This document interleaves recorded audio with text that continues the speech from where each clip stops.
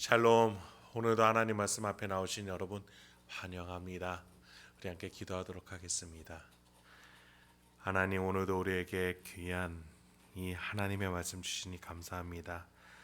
그 주님의 말씀이 우리의 심령에, 영혼에, 지성에 역사하여 주시옵소서. 충만히 역사하여 주시옵소서. 그래서 우리에게 지혜를 허락하여 주시고 사랑이 샘게 해주시고 용기와 확신과 소망이 넘쳐나게 하여 주시옵소서. 이 능력으로 오늘도 하나님의 자녀답게 명예롭게 살아갈 수 있도록 주여 지금부터 역사하여 주시옵소서. 예수님 이름으로 기도했습니다. 아멘. 오늘 함께 살펴볼 말씀은 여호수아서 11장 1절에서 9절입니다. 여호수아서 11장 1절에서 9절을 함께 살펴보도록 하겠습니다. 하나님께서는 성경 말씀을 통해 우리가 인생을 어떻게 살아야 하고 하나님이 어떻게 인도하고 계시는지 말씀하고자 하십니다. 오늘 여호수아서를 통해서도 우리네 인생을 어떻게 살아야 되는지, 하나님이 이 여호수아서에서 이스라엘을 인도하시는 그 모습으로 우리를 어떻게 인도하고 계시는지 알려주고 계십니다. 오늘 이 말씀을 통해서 저와 여러분 오늘도 은혜 가득하게 소망합니다. 1절부터 3절로 먼저 살펴보도록 하겠습니다.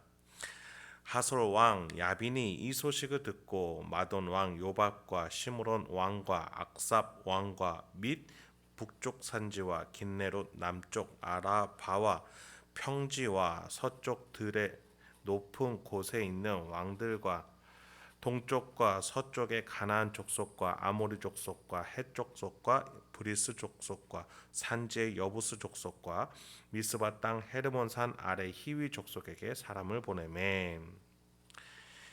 어제 본문에서 이스라엘은 가나안 남부 연합군과 남부 지역을 모두 진멸했죠. 그리고 본진이 있는 길갈, 그러니까 한반도와 이스라엘 지형이 비슷하기 때문에 한반도로 보자면 서울쯤에 있는 그 길갈 진영 본진으로 돌아오게 됩니다. 이 중부 지역으로 이스라엘이 다시 올라옵니다. 남부 지역을 다 정복하고 올라오니까 북부 지역에 있는 가나안 족속들이 이제 준비를 하는 것이죠. 그들도 진멸당할까 두려움에 떨고 있는 겁니다. 10절에서는 하솔에 대해서 모든 나라의 머리라고 표현할 정도로 하솔이라는 성읍, 그 도시 또는 국가는 지정학적으로나 경제적으로나 가장 중심지였습니다. 그만큼 주변 국가들에게도 영향력이 있었다라는 말이겠죠. 그래서인지 북부 연합군은 하솔 왕 야빈을 중심으로 모이게 된다라고 1절에서 말해주고 있습니다. 근데 2절에 보니까 모인 사람들이 남쪽, 평지, 서쪽, 동쪽 여러 군데에서 오는 것을 보게 됩니다. 그래서 본래 심판의 대상이었던 가나안 6족속이 모두 모이게 되는 결과를 가져오게 만들었습니다.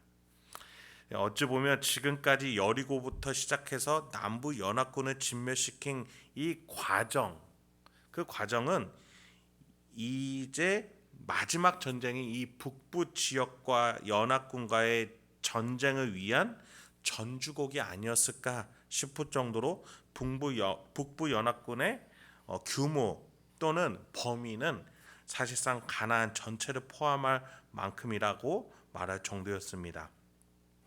그만큼 하솔 왕 야빈의 영향력이 커서 그런 것 아니냐라고 말할 수 있겠지만 그 근저에는 이스라엘의 심판에 대한 북부 연합군의 절망과 두려움과 위기가 그만큼 깔려 있다라고 우리는 볼 수 있겠습니다.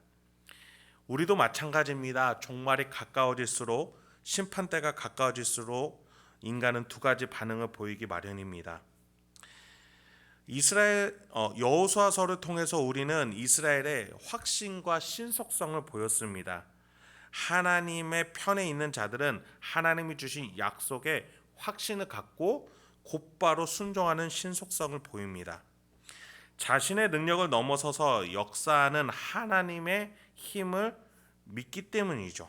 반면에 하나님을 거절하며 반대에 있던 자들도 신속성을 보이지만 그 신속성의 출발점은 확신이 아니라 불안감과 두려움에 의한 신속성이었습니다.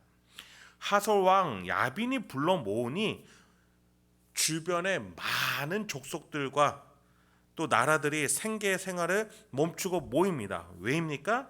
이스라엘의 심판이 다가오니 불안한 것이죠. 진멸당할까 두렵습니다. 그러니 신속하게 모이게 됐던 겁니다. 여러분, 우리가 한 해에 또 하루하루 날이 갈수록 우리의 심령은 과연 어떠한지 돌아볼 수 있어야겠습니다. 그래서 하나님의 뜻을 따라 후회 없는 하루를 살아가시길 바랍니다. 하나님의 뜻대로 산 이 세상에 남겨놓은 것이 얼마 없을지라도 하늘의 천국에서 하나님이 우리의 자리와 그 영광의 위치를 마련하고 계시다라는 사실을 믿으시면서 오늘 하루를 미련 없이 후회 없이 하나님의 뜻대로 사시기 바랍니다. 이 믿음이 없으면 우리는 이 세상에 무언가를 남겨놓고자 하루하루 매년 불안과 염려, 초조, 다른 사람과의 상대적인 비교로 우리는 나를 보내게 마련입니다. 그래서 악인은 악인끼리 모이기에 신속함을 보입니다. 무언가 손에 쥐고 싶으니 무언가를 남기고 싶으니 지푸라기라도 잡는 심정으로 끼리끼리 모이게 되는 것이죠. 우리는 오늘도 내 안에 계시는 하나님에 대한 확신으로 명예롭게 오늘 하루를 그 누구를 붙잡아서 살아가는 것이 아니라 하나님과 함께 살아야겠습니다. 오늘 뿌린 하나님 나라의 씨앗이 장차 나무가 되고 열매가 될 줄 믿습니다. 본문에서 불안감에 신속히 모인 자들과 확신에 가득 찬 하나님의 약속을 믿는 자들에 대한 묘사가 이어집니다. 4절부터 6절입니다. 그들이 그 모든 군대를 거느리고 나왔으니 백성이 많아 해변에 수많은 모래 같고 말과 병거도 심히 많았으며 이 왕들이 모두 모여 나와서 이스라엘과 싸우려고 메론 물 가에 함께 진쳤더라. 여호와께서 여호수아에게 이르시되 그들로 말미암아 두려워하지 말라. 내일 이맘때에 내가 그들을 이스라엘 앞에 넘겨주어 몰살시키리니 너는 그들의 말 뒷발에 힘줄을 끊고 그들의 병거를 불사르라 하시니라. 4, 5절에 모인 이들, 불안감에 모인 이들이 얼마나 많았는지 해변에 수많은 모래 같다라고 말해주고 있습니다. 말과 병거도 심히 많을 정도로 군사력이 이스라엘에 대해 상대적으로 월등했음을 표현해 줍니다. 그러나 하나님께서는 이들과 다른 방식으로 싸우자라고 말씀하십니다. 그래서 6절에 두려워하지 말라라고 말씀하시면서 이스라엘 앞에 넘겨주어 몰살시키겠다, 이렇게 미리 싸워주시겠다라고 약속하십니다. 그리고서 하나님은 그 다른 방식으로 싸우자라는 전략으로 승리의 대가로 얻을 적군의 말의 뒷발에 힘줄을 끊고 병거를 남기지 말고 불사르라라고 말씀하십니다. 이제 앞으로도 이 전쟁 이후에 이스라엘은 여러 전투를 각각 지파들이 싸우게 될 겁니다. 그때 인간의 군사력으로 승리할 것이 아니라 지금 보여주는 북부 연합군과의 싸움을 통해서 하나님의 능력으로 싸우는 법, 하나님을 믿음으로 싸우는 법을 배우라는 것이죠. 하나님의 능력으로 승리하는 경험이 있을 때에 앞으로도 세상을 의지하지 아니하고 사람의 능력을 의지하지 않고 살아갈 수 있고 승리할 수 있다는 걸 보여주고 싶으셨던 겁니다. 바울은 로마서 14장 23절에서 이렇게 말했습니다. 믿음을 따라 하지 아니하는 것은 다 죄니라. 우리는 내가 가진 것과 환경이 아무리 뛰어나고 좋은 것이라 할지라도 하나님을 향한 믿음을 가리게끔 한다면 오늘 본문과 같이 하나님 말씀하신 것과 같이 말의 뒤꿈치 힘줄을 끊어버리고 그리고 병거를 내버릴 수 있어야 하겠습니다. 왜냐하면 그것들이 우리에게 우상 숭배가 될 수 있기 때문입니다. 내가 가진 것이 하나님을 가리지 않게 우리는 나 자신을 잘 살필 수 있어야겠습니다. 그래서 하나님은 이스라엘이 얻을 말과 병거가 군사적으로 쓰이지 못하게끔 하나님의 능력과 함께 살아가게끔 말씀하시는 것이죠. 이제 이런 확신을 가진 이스라엘은 전쟁터로 나아가게 됩니다. 7절부터 9절입니다. 이에 여호수아가 모든 군사와 함께 메론 물가로 가서 갑자기 습격할 때에 여호와께서 그들을 이스라엘 손에 넘겨 주셨기 때문에 그들을 격파하고 큰 시돈과 미스르봇 마임까지 추격하고 동쪽으로는 미스바 골짜기까지 추격하여 한 사람도 남기지 아니하고 쳐 죽이고 여호수아가 여호와께서 자기에게 명령하신 대로 행하여 그들의 말 뒷발에 힘줄을 끊고 그들의 병거를 불로 살랐더라. 메론 물가는 갈릴리 바닷가 북서쪽에 위치하고 있습니다. 한반도를 빗대서 말해보자면 평양쯤 정도 되는 것 같습니다. 그렇게 여호수아는 북부를 한 번의 전투로 정복하여 심판하게 됐습니다. 본문은 여기서도 여호와께서 그들을 이스라엘의 손에 넘겨주었다라고 말해주고 있습니다. 이스라엘은 하나님이 마련하신 이 길에 순종하며 따라갔을 뿐입니다. 그런데 승리가 왔습니다. 왜 이렇게 가능했을까요?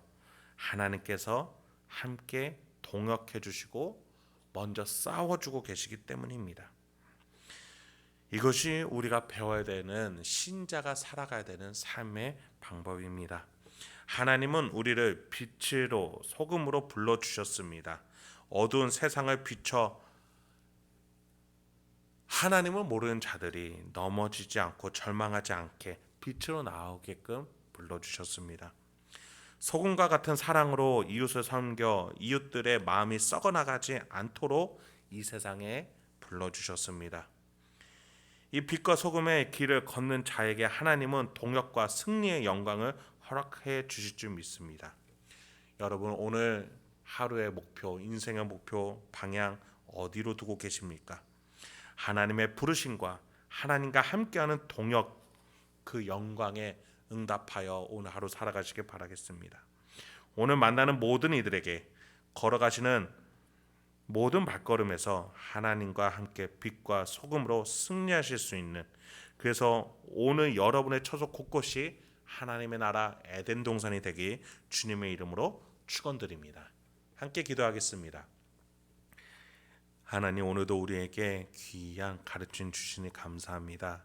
하나님과 함께 살아가는 법, 하나님의 힘으로 승리하는 법 오늘도 살아가면서 깨닫게 해주시고 하나님을 믿으면서 하나님과 동행하면서 하나님이 주시는 믿음과 지혜를 가지고 오늘 하루도 곳곳을 에덴 동산으로 만들며 빛과 소금의 역할을 감당하며 하나님의 자녀답게 하나님의 백성답게 명예롭게 살아갈 수 있도록 주여 우리 행복한 교회 성도님들 한 분 한 분을 붙잡아 주시옵소서.